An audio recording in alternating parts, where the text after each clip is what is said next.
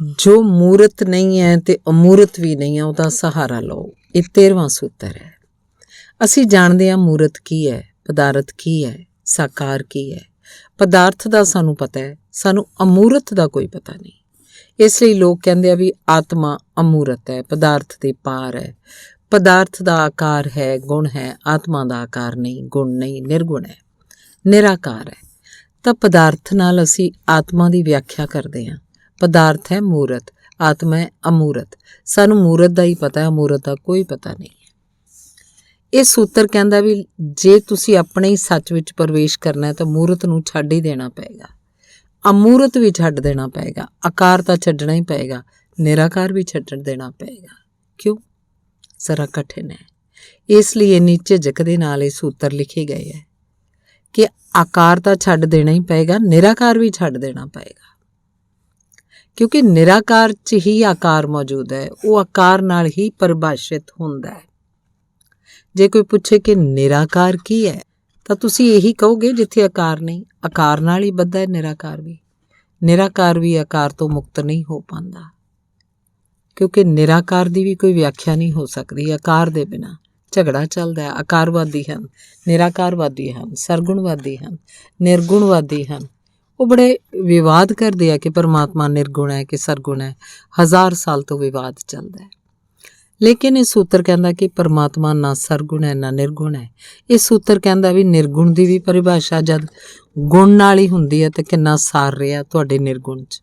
ਜੇਕਰ ਸੱਚਮੁੱਚ ਵਿੱਚ ਹੀ ਪਰਮਾਤਮਾ ਨਿਰਗੁਣ ਹੈ ਤਾਂ ਉਹਨੂੰ ਨਿਰਗੁਣ ਵੀ ਨਹੀਂ ਕਿਹਾ ਜਾ ਸਕਦਾ, ਕਿਉਂਕਿ ਇਹ ਤਾਂ ਗੁਣ ਦਾ ਹੀ ਨਿਸ਼ੇਧ ਹੋ ਰਿਹਾ, ਸਿਰਫ ਗੁਣ ਦਾ ਹੀ ਇਨਕਾਰ ਹੋ ਰਿਹਾ। ਤਾਂ ਗੁਣ ਦੇ ਬਿਨਾਂ ਤੁਸੀਂ ਪਰਮਾਤਮਾ ਨੂੰ ਕੁਝ ਵੀ ਨਹੀਂ ਕਹਿ ਸਕਦੇ। ਇੰਨਾ ਤਾਂ ਘੱਟੋ ਘੱਟ ਤੁਹਾਨੂੰ ਮੰਨਣਾ ਹੀ ਪਏਗਾ ਕਿ ਪਰਮਾਤਮਾ 'ਚ ਗੁਣ ਭਾਵੇਂ ਨਾ ਹੋਣ ਲੇਕਿਨ ਉਹਦੀ ਪਰਿਭਾਸ਼ਾ ਗੁਣ ਦੇ ਬਿਨਾਂ ਨਹੀਂ ਹੋ ਸਕਦੀ। ਅਤੇ ਜਿਹਦੀ ਪਰਿਭਾਸ਼ਾ ਗੁਣ ਦੇ ਬਿਨਾਂ ਨਹੀਂ ਹੋ ਸਕਦੀ ਉਹਨੂੰ ਨਿਰਗੁਣ ਕਿਵੇਂ ਕਹੋਗੇ? ਇਹ ਸੂਤਰ ਕਹਿੰਦਾ ਹੈ ਕਿ ਨਾ ਉੱਥੇ ਸਰਗੁਣ ਦੀ ਗਤੀ ਹੈ ਨਾ ਨਿਰਗੁਣ ਦੀ। ਉੱਥੇ ਨਾ ਆਕਾਰ ਬਚਦਾ ਹੈ ਨਾ ਨਿਰਾਕਾਰ। ਉੱਥੇ ਨਾ ਮੂਰਤ ਬਚਦਾ ਹੈ ਨਾ ਅਮੂਰਤ। ਉੱਥੇ ਨਾ ਪਦਾਰਥ ਬਚਦਾ ਹੈ ਨਾ ਆਤਮਾ। ਜਟਿਲ ਹੈ, ਕਠਿਨ ਜਾਪੇਗਾ, ਕਿਉਂਕਿ ਪਹਿਲਾਂ ਤਾਂ ਪਦਾਰਥ ਤੋਂ ਆਤਮਾ ਤੱਕ ਉੱਠਣਾ ਕਠਿਨ ਹੈ, ਫਿਰ ਆਤਮਾ ਤੋਂ ਵੀ ਉੱਠਣਾ ਹੋਰ ਵੀ ਕਠਿਨ ਹੋ ਜਾਂਦਾ ਹੈ। ਪਦਾਰਥ ਤੇ ਆਤਮਾ ਦਵੰਦ ਦਾ ਹਿੱਸਾ ਹੈ। ਪਦਾਰਥ ਤੇ ਆਤਮਾ ਵੀ ਦੋ ਵਿਰੋਧ ਹਨ। ਚੇਤਨਾ ਤੇ ਪਦਾਰਥ ਦੋ ਵਿਰੋਧ ਹਨ। ਪਦਾਰਥ ਤਾਂ ਛੁੱਟ ਹੀ ਜਾਣਾ, ਚੇਤਨ ਵੀ। ਇਹਦਾ ਅਰਥ ਇਹ ਨਹੀਂ ਹੈ ਕਿ ਤੁਸੀਂ ਅਚੇਤਨ ਹੋ ਜਾਓਗੇ ਉੱਥੇ, ਲੇਕਿਨ ਜੋ ਕੁਝ ਵੀ ਚੇਤਨਾ ਦੀ ਤਰ੍ਹਾਂ ਜਾਣਿਆ ਸੀ ਉਹ ਪਾਓਗੇ ਕਿ ਸਭ ਵਿਅਰਥ ਹੋ ਗਿਆ। ਕੋਈ ਨਵੀਂ ਘਟਨਾ ਵਾਪਰੀ ਹੈ ਜੋ ਚੇਤਨਾ ਦੇ ਵੀ ਪਾਰ ਜਾਂਦੀ ਹੈ, ਜੋ ਪਰਾਚੇਤਨ ਹੈ, ਚੇਤਨਾ ਦੇ ਵੀ ਅਤੀਤ ਹੋ ਜਾਂਦੀ ਹੈ, ਜੋ ਮੂਰਤ ਨਹੀਂ ਹੈ, ਅਮੂਰਤ ਵੀ ਨਹੀਂ ਹੈ। ਉਹਦਾ ਸਹਾਰਾ ਲਓ। ਇਹਨੂੰ ਦੁਆਰ ਦੇ ਬਾਹਰ ਹੀ ਛੱਡ ਦੇਣਾ। ਇਹਨੂੰ ਅਸੀਂ ਇਉਂ ਸਮਝੀਏ, ਯਾਤਰਾ ਨੂੰ ਅਸੀਂ ਵੰਡ ਲਈਏ। ਇੱਕ ਤਾਂ ਯਾਤਰਾ ਮੂਰਤ ਨੂੰ ਛੱਡੋ, ਜੋ ਜੋ ਆਕਾਰ ਹੈ ਉਹਨੂੰ ਛੱਡੋ, ਤਾਂ ਜੋ ਤੁਸੀਂ ਅੰਦਰ ਦੇ ਨਿਰਾਕਾਰ 'ਚ ਪ੍ਰਵੇਸ਼ ਕਰ ਸਕੋ। ਇਹ ਪਹਿਲੀ ਵਿਵਸਥਾ ਹੈ। ਜਿਸ ਦਿਨ ਤੁਹਾਡਾ ਅੰਦਰ ਪ੍ਰਵੇਸ਼ ਹੋ ਜਾਏ ਪੂਰਾ, ਬਾਹਰ ਨੂੰ ਛੱਡਿਆ ਸੀ ਅੰਦਰ ਜਾਣ ਦੇ ਲਈ, ਲੇਕਿਨ ਜਦ ਬਾਹਰ ਬਿਲਕੁਲ ਛੁੱਟ ਜਾਏ ਤਾਂ ਅੰਦਰ ਨੂੰ ਵੀ ਛੱਡ ਦੇਣਾ, ਕਿਉਂਕਿ ਅੰਦਰ ਵੀ ਬਾਹਰ ਦਾ ਹੀ ਹਿੱਸਾ ਹੈ। ਪਦਾਰਥ ਨੂੰ ਛੱਡਿਆ ਸੀ ਆਤਮਵਾਨ ਬਣਨ ਦੇ ਲਈ, ਅਤੇ ਜਦ ਪਦਾਰਥ ਪੂਰਾ ਛੁੱਟ ਗਿਆ ਤਾਂ ਇਸ ਆਤਮਵਾਨਤਾ ਨੂੰ ਵੀ ਛੱਡ ਦੇਣਾ। ਬੁੱਧ ਨੇ ਕਹਿ ਦਿੱਤਾ ਕਿ ਆਤਮਾ ਨਹੀਂ ਹੈ, ਅਤੇ ਬੁੱਧ ਦੀ ਗੱਲ ਸਮਝੀ ਨਹੀਂ ਜਾ ਸਕੀ। ਪਰਮ ਗਿਆਨ ਦੀ ਗੱਲ ਹੈ। ਉਹਨਾਂ ਨੇ ਕਿਹਾ ਆਤਮਾ ਵੀ ਨਹੀਂ ਹੈ। ਅਨਾਤਮਾ ਉਹ ਇਸੇ ਅਰਥ ਵਿੱਚ ਹੈ ਕਿ ਜਿਸ ਪਦਾਰਥ ਨੂੰ ਛੱਡ ਕੇ ਆਤਮਾ ਜਾਣੀ ਸੀ ਉਹ ਆਤਮਾ ਵੀ ਛੱਡਣ ਯੋਗ ਹੈ। ਉਹਦੇ ਬਾਅਦ ਜੋ ਬਚ ਰਹੇਗਾ, ਬੁੱਧ ਨੇ ਉਹਦੇ ਲਈ ਕੋਈ ਸ਼ਬਦ ਇਸਤੇਮਾਲ ਨਹੀਂ ਕੀਤਾ। ਉਹਨਾਂ ਨੇ ਕਿਹਾ ਕੁਝ ਵੀ ਸ਼ਬਦ ਵਰਤਾਂਗਾ ਤਾਂ ਜਟਿਲਤਾ ਵੱਧਦੀ ਹੈ, ਕੁਝ ਵੀ ਕਹਾਂਗਾ ਸੀਮਾ ਬਣਦੀ ਹੈ, ਕੁਝ ਵੀ ਕਹਾਂਗਾ ਉਹਦੇ ਉਲਟ ਵੀ ਹੁੰਦਾ, ਇਸ ਲਈ ਮੈਂ ਕੁਝ ਵੀ ਨਹੀਂ ਕਹਾਂਗਾ। ਬੁੱਧ ਤੋਂ ਸਾਰੀ ਜ਼ਿੰਦਗੀ ਭਰ ਲੋਕ ਪੁੱਛਦੇ ਰਹੇ ਕੀ ਹੁੰਦਾ ਉਸ ਪਰਮ ਘੜੀ ਵਿੱਚ। ਬੁੱਧ ਕਹਿੰਦੇ ਜਿਵੇਂ ਦੀਵਾ ਬੁੱਝ ਜਾਂਦਾ, ਬਸ ਅਜਿਹਾ ਹੀ ਹੁੰਦਾ ਹੈ। ਤੁਸੀਂ ਬੁੱਝ ਜਾਓਗੇ ਜਿਵੇਂ ਦੀਵੇ ਦੀ ਜੋਤ ਬੁੱਝ ਜਾਂਦੀ ਹੈ, ਫਿਰ ਕੋਈ ਪੁੱਛਦਾ ਨਹੀਂ ਵੀ ਕਿੱਥੇ ਗਈ ਜੋਤ। ਇਵੇਂ ਤੁਸੀਂ ਵੀ ਬੁੱਝ ਜਾਓਗੇ, ਜੋਤ ਕਿੱਥੇ ਗਈ ਇਹ ਪੁੱਛਣਾ ਵਿਅਰਥ ਹੋ ਜਾਏਗਾ। ਇਸ ਲਈ ਬੁੱਧ ਨੇ ਮੋਕਸ਼ ਸ਼ਬਦ ਦੀ ਵਰਤੋਂ ਨਹੀਂ ਕੀਤੀ, ਨਿਰਵਾਣ ਸ਼ਬਦ ਵਰਤਿਆ। ਨਿਰਵਾਣ ਦਾ ਅਰਥ ਹੈ ਦੀਵੇ ਦਾ ਬੁੱਝ ਜਾਣਾ। ਮੋਕਸ਼ ਸ਼ਬਦ ਤੋਂ ਅਜਿਹਾ ਲੱਗਦਾ ਹੈ ਕਿ ਤੁਸੀਂ ਬਚੋਗੇ ਮੁਕਤ ਹੋ ਕੇ, ਪਰ ਤੁਸੀਂ ਬਚੋਗੇ ਜ਼ਰੂਰ। ਬੁੱਧ ਕਹਿੰਦਾ ਤੁਸੀਂ ਬਚੋਗੇ ਹੀ ਨਹੀਂ, ਕਿਉਂਕਿ ਤੁਸੀਂ ਦਵੰਦ ਦਾ ਹੀ ਹਿੱਸਾ ਹੋ। ਇਹਦਾ ਇਹ ਮਤਲਬ ਨਹੀਂ ਕਿ ਕੁਝ ਵੀ ਨਹੀਂ ਬਚੇਗਾ, ਸਭ ਕੁਝ ਬਚੇਗਾ। ਜੋ ਕੁਝ ਬਚਣ ਯੋਗ ਹੈ ਉਹ ਬਚੇਗਾ, ਲੇਕਿਨ ਉਹਦੇ ਲਈ ਬੁੱਧ ਕਹਿੰਦੇ ਹੈ ਮੈਂ ਕੋਈ ਸ਼ਬਦ ਨਹੀਂ ਦਿਆਂਗਾ, ਕਿਉਂਕਿ ਸਭ ਸ਼ਬਦ ਉਲਟ ਨਾਲ ਵੱਜੇ, ਉਲਟ ਸੰਸਾਰ ਦਾ ਹਿੱਸਾ ਹੈ। ਜੋ ਮੂਰਤ ਨਹੀਂ ਹੈ ਤੇ ਜੋ ਅਮੂਰਤ ਨਹੀਂ ਹੈ ਉਹਦਾ ਸਹਾਰਾ ਲਓ। ਅਗਲਾ ਸੂਤਰ ਹੈ, ਸਿਰਫ ਨਾਦ ਰਹਿਤ ਬਾਣੀ ਹੀ ਸੁਣੋ। ਜੋ ਵੀ ਬਾਣੀ ਅਸੀਂ ਸੁਣਦੇ ਹਾਂ ਉਹ ਸਭ ਚੋਟ ਤੋਂ ਪੈਦਾ ਹੁੰਦੀ ਹੈ, ਦੋ ਚੀਜ਼ਾਂ ਦੀ ਟੱਕਰ ਨਾਲ ਪੈਦਾ ਹੁੰਦੀ ਹੈ, ਦਵੰਦ ਨਾਲ ਪੈਦਾ ਹੁੰਦੀ ਹੈ। ਤੁਸੀਂ ਮੰਜੀਰੇ ਨੂੰ ਟਕਰਾਉਂਦੇ ਹੋ, ਆਵਾਜ਼ ਪੈਦਾ ਹੁੰਦੀ ਹੈ।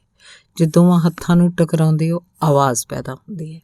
ਦੋਨਾਂ ਹੱਥਾਂ ਨੂੰ ਟਕਰਾਉਂਦੇ ਹੋ, ਤਾੜੀ ਪੈਦਾ ਹੁੰਦੀ ਹੈ। ਜੇ ਹਵਾਵਾਂ ਬਿਰਛਾਂ ਵਿੱਚ ਦੀ ਲੰਘਦੀਆਂ, ਸਰਸਰਾਹਟ ਪੈਦਾ ਹੁੰਦੀ ਹੈ। ਜੇ ਮੈਂ ਬੋਲ ਰਿਹਾ, ਮੇਰਾ ਕੰਠ ਟੱਕਰ ਦਿੰਦਾ ਹੈ, ਤਾਂ ਬਾਣੀ ਪੈਦਾ ਹੁੰਦੀ ਹੈ। ਅਸੀਂ ਜੋ ਵੀ ਬਾਣੀ ਜਾਣਦੇ ਹਾਂ ਸਭ ਨਾਦ ਹੈ, ਸੰਘਰਸ਼ ਤੋਂ ਪੈਦਾ ਹੋਇਆ ਹੈ, ਦੋ ਦੀ ਟੱਕਰ ਨਾਲ। ਲੇਕਿਨ ਉਸ ਮੰਦਰ 'ਚ ਤਾਂ ਦੋ ਬਚਣਗੇ ਨਹੀਂ। ਉੱਥੇ ਕੋਈ ਬਾਣੀ ਨਹੀਂ ਹੋ ਸਕਦੀ, ਉੱਥੇ ਸ਼ਬਦ ਨਹੀਂ ਹੋ ਸਕਦਾ, ਉੱਥੇ ਦੋ ਦਾ ਟਕਰਾਅ ਹੀ ਨਹੀਂ ਹੋ ਸਕਦਾ। ਕਿਉਂਕਿ ਜਿੱਥੇ ਦਵੰਦ ਨਹੀਂ ਉੱਥੇ ਟੱਕਰ ਕਹੀ, ਖਾਲੀ ਆਕਾਸ਼ ਹੈ। ਜਿੱਥੇ ਕੋਈ ਦੂਜਾ ਨਹੀਂ ਹੈ ਉੱਥੇ ਕਹੀ ਬਾਣੀ ਹੋਏਗੀ, ਉੱਥੇ ਨਾਦ ਚੋਟ ਵਾਲਾ ਪੈਦਾ ਨਹੀਂ ਹੋ ਸਕਦਾ। ਦੋ ਗੱਲਾਂ, ਜਾਂ ਤਾਂ ਅਸੀਂ ਕਹੀਏ ਨਾਦ ਰਹਿਤ ਬਾਣੀ, ਨਾਦ ਰਹਿਤ ਸਵਰ, ਅਜਿਹਾ ਸਵਰ ਜੋ ਟੱਕਰ ਨਾਲ ਪੈਦਾ ਨਹੀਂ ਹੁੰਦਾ, ਜੋ ਦੋ ਚੀਜ਼ਾਂ ਦੀ ਚੋਟ ਨਾਲ ਪੈਦਾ ਨਹੀਂ ਹੁੰਦਾ। ਜਾਂ ਫਿਰ ਸੰਤਾਂ ਨੇ ਇੱਕ ਹੋਰ ਸ਼ਬਦ ਚੁਣਿਆ, ਉਹ ਵੀ ਬਹੁਤ ਕੀਮਤੀ ਹੈ, ਅਨਾਹਤ ਨਾਦ। ਅਨਾਹਤ ਦਾ ਮਤਲਬ ਉਹੀ ਹੁੰਦਾ ਜੋ ਆਹਤ ਨਾਲ ਨਹੀਂ, ਟੱਕਰ ਨਾਲ ਨਹੀਂ ਪੈਦਾ ਹੁੰਦਾ। ਅਨਾਹਤ ਕੀ ਅਜਿਹਾ ਕੋਈ ਨਾਦ ਹੈ ਜੋ ਅਨਾਹਤ ਹੈ? ਕੀ ਅਜਿਹਾ ਵੀ ਕੋਈ ਨਾਦ ਹੈ ਜੋ ਬਿਨਾਂ ਟੱਕਰ ਦੇ ਪੈਦਾ ਹੁੰਦਾ? ਅਜਿਹਾ ਜੇਕਰ ਕੋਈ ਨਾਦ ਹੈ ਤਾਂ ਉਹੀ ਜੀਵਨ ਦਾ ਮੂਲ ਸਵਰ ਹੈ। ਇਸ 'ਚ ਕਈ ਗੱਲਾਂ ਸਮਝ ਲੈਣ ਯੋਗ ਹਨ, ਕਿਉਂਕਿ ਜੋ ਚੀਜ਼ ਟਕਰਾਅ ਤੋਂ ਪੈਦਾ ਹੁੰਦੀ ਨਸ਼ਟ ਹੋ ਜਾਏਗੀ। ਕਿਉਂਕਿ ਟਕਰਾਅ ਤੋਂ ਇੱਕ ਸ਼ਕਤੀ ਦੀ ਮਿਕਦਾਰ ਹਾਸਲ ਹੁੰਦੀ ਹੈ, ਪਰ ਉਹ ਸ਼ਕਤੀ ਦੀ ਮਿਕਦਾਰ ਕਿੰਨਾ ਚਿਰ ਚੱਲੇਗੀ? ਮੈਂ ਤਾੜੀ ਵਜਾਉਣਾ, ਮੇਰੇ ਦੋਨਾਂ ਹੱਥਾਂ ਦੀ ਟੱਕਰ 'ਚ ਜਿੰਨੀ ਸ਼ਕਤੀ ਪੈਦਾ ਹੁੰਦੀ ਹੈ ਉਹ ਸ਼ਕਤੀ ਸੀਮਤ ਹੈ। ਕਿੰਨੀ ਦੇਰ ਉਹ ਆਵਾਜ਼ ਗੂੰਜੇਗੀ? ਜੋ ਪੈਦਾ ਹੋਇਆ ਉਹ ਨਸ਼ਟ ਹੋ ਜਾਏਗਾ, ਜੋ ਬਣਿਆ ਉਹ ਮਿਟ ਜਾਏਗਾ। ਬੁੱਧ ਕਹਿੰਦੇ ਸੀ ਕਿ ਜੋ ਚੋਟ ਨਾਲ ਬਣਿਆ ਉਹ ਸਦੀਵੀ ਨਹੀਂ ਹੋ ਸਕਦਾ, ਸਦਾ ਨਹੀਂ ਹੋ ਸਕਦਾ। ਕਿਵੇਂ ਹੋਏਗਾ? ਜੇ ਹੁਣੇ ਨਹੀਂ ਸੀ, ਹੁਣੇ ਪੈਦਾ ਹੋਇਆ, ਉਹ ਸਦਾ ਤਾਂ ਨਹੀਂ ਹੋ ਸਕਦਾ। ਜਿਸ ਡੰਡੇ 'ਚ ਇੱਕ ਸਿਰਾ ਹੈ ਉਸ 'ਚ ਦੂਜਾ ਸਿਰਾ ਵੀ ਹੋਏਗਾ ਹੀ। ਜਿਸ 'ਚ ਪੈਦਾ ਹੋਣ ਵਾਲਾ ਸਿਰਾ ਉਸ 'ਚ ਮਰਨ ਵਾਲਾ ਸਿਰਾ ਵੀ ਹੋਏਗਾ। ਸਿਰਫ ਉਹੀ ਹੋ ਸਕਦਾ ਹੈ ਸਦੀਵੀ, ਜੋ ਪੈਦਾ ਹੀ ਨਾ ਹੋਇਆ ਹੋਵੇ, ਜੋ ਅਜਨਮਿਆ ਹੋਵੇ, ਜੋ ਅਨਾਦ ਹੋਵੇ। ਉਹੀ ਅਨੰਤ ਹੋ ਸਕਦਾ ਹੈ। ਤਾਂ ਕਿ ਅਜਿਹਾ ਵੀ ਕੋਈ ਸਵਰ, ਅਜਿਹਾ ਵੀ ਕੋਈ ਨਾਦ, ਅਜਿਹਾ ਵੀ ਕੋਈ ਸੰਗੀਤ ਹੈ ਜਿਹਨੂੰ ਅਸੀਂ ਜੀਵਨ ਦਾ ਸੰਗੀਤ ਕਹੀਏ। ਜੇ ਕਦੇ ਪੈਦਾ ਨਹੀਂ ਹੋਇਆ, ਕਦੇ ਮਿਟੇਗਾ ਵੀ ਨਹੀਂ।